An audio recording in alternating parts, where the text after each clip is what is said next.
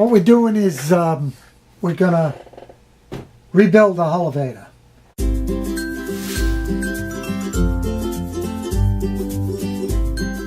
Good afternoon.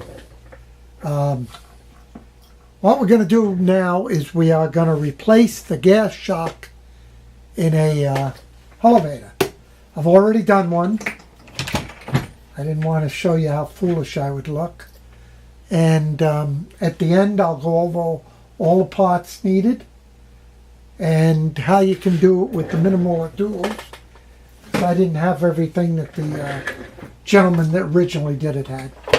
So that's what we're doing. We're replacing the gas shocks in a Thule Hullavator. On the second one we're going to show you what we did. Okay. This is, I don't know why you can't see that.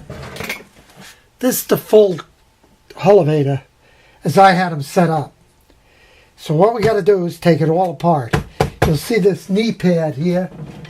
I put that in because with my kayak, it always pulled down into the center no matter what I did. And I didn't like it laying on this bar. So I put the knee pad in there for it to sit on, but I don't know. We're going to work on that this winter too. And maybe maybe come up with a new plan. But the first thing we got to do, I guess, is we got to take that knee pad out. So we're going to take this off. You see that? Yeah. This is your first shoulder that holds the kayak in. And this. Okay, this one has a little nut down here and the two Allens. This one just has the two Allens. You just loosen them up. Something you want to inspect are these pads. They're just some sort of plastic and with weathering, the sun and all of that. You can find cracking and weakening of these pads.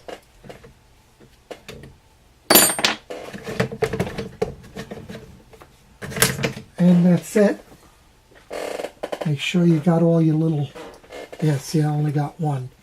These are the little things that run in the groove. And I got one out of the two of them out of there. And that's because, oops, there it goes. That's another thing you might want to do eventually is clean that groove out a little bit if you can. Okay. And then in order to keep them, I just put them down on the end here. Put them right on the nut. And then I have milk crates that I lay all the odds and parts in. There we go. That's that one. Then you have the link that does it down to the roof rack. Oh, there's more. I'm going to do that. Never mind. That's the link for the roof rack. It's the same deal. It's not high enough. I got to loosen it up more. What it did is it comes down and there's like rubber, not rubber, but plastic on the ends here. And it won't go over it. So got to loosen up until it goes over, which might mean, yeah, this one isn't going to go over. This one I'm going to have to take right off. And that, I'll show you the arm when I'm done. Now, if you put this together originally, you know what it is. There you go. And I'm just going to take the arm and do the same thing, tighten it back on the bottom here. And that gets us down to the, I believe they call this the lift arm. And that's what they want to sell you, is that whole lift arm. And $465 will get you a nice new lift arm. And you don't have to do any of this. I just don't see any reason to be buying $465 worth of new lift on. And that's it. We're down to here. Okay. This pin, can you see that? Well, not really. Let's bring this a little closer down.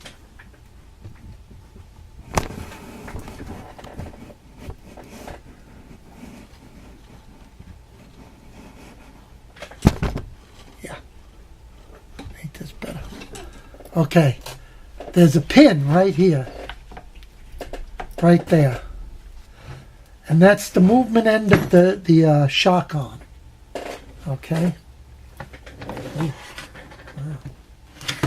See, this one works a lot better. There you go. And that, oops. And that's it. Okay. That's the movement of the arm. Now, it still works, obviously. It's just not working good.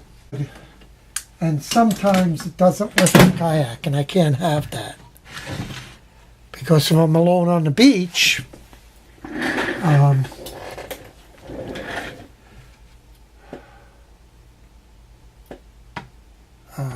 you can't get it. So what you're going to do, what he did was he drilled out this in here. This pin right in here. Right there. I don't know. Yeah, you can see it. Right there. And what I found is when you put the drill on it, the whole thing spins around. So I got out my reciprocating saw and I just cut it off and then beat it through. And it worked fine. So guess what? That's what we're going to do again. And then we just, you just unscrew it from this end and pull it out. At least that's the thought. So the next thing I need is the, I just want to say that you can see the housing of the shock when it's in when it's in the arm, and you want to drill a little hole. That little hole is a 3/32 drill bit to release the pressure of the shock. Because I think that's what might have broke this that I said you can't replace. Is that I left the pressure in this one to see what would happen. So you want to drill a little hole in this. It relieves the thing. Don't be pushing this in and out. You get a lot of oil. Once you get it open, pull this out, tape that up so that you don't get it smells and it's got, you just don't want it that way.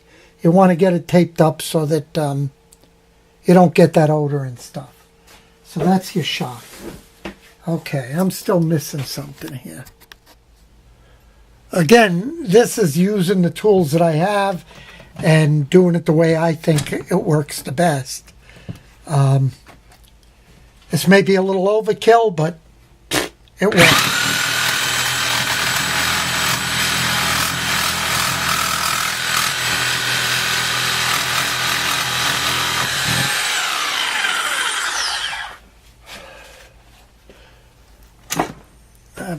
Probably better ways, but that's the way I found it works the best for me.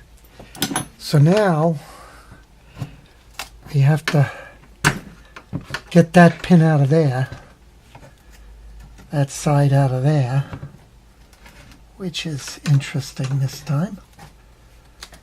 And there's the little pin I cut off. Okay, right there. I don't know if you can see it. Can you see it? Right here. That's the little pin I cut off. Now I'm just going to take Phillips head and a hammer, and we're going to give this a try. The last time I drilled the shock so that there was no pressure left, but this time I'm going to try it without it.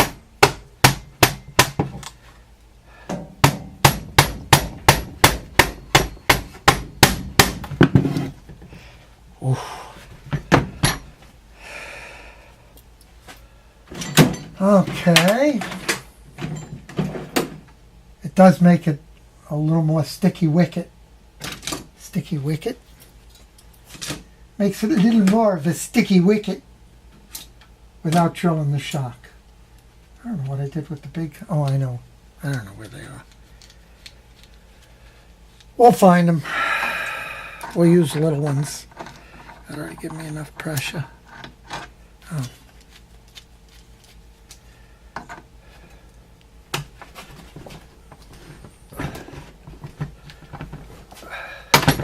And there it goes. Now it's just a matter of getting a screwdriver out and it's going to go kaboom. And there it is. Okay, now you just lift this up. No drilling, no nothing. Lift this up, unscrew it from the other end. And there's your old shock out. Then this little piece right there, just unscrews off the end. And you make sure you keep that because that can't be replaced. And then this little piece is another one that can't be replaced. Huh. I didn't have those on the other one. Anyway, there's little tabs right here. I just think that's a rough from the machine rough. But that's the other piece right there. I know that's tough to see. Yeah, let's see if... Oh, yeah, there you go. That's the other piece that has to go back in. And then this is the other one right here. Those are two important pieces because I'm not sure you can replace them. You know, again... Oh, that's why. How about that? We shorten that up a little bit. I wasn't as careful as I thought I was, or that broke off. How can that be? It broke. That is not cut. It is broke. In part 2, we'll compress the new shock and install it. See you then.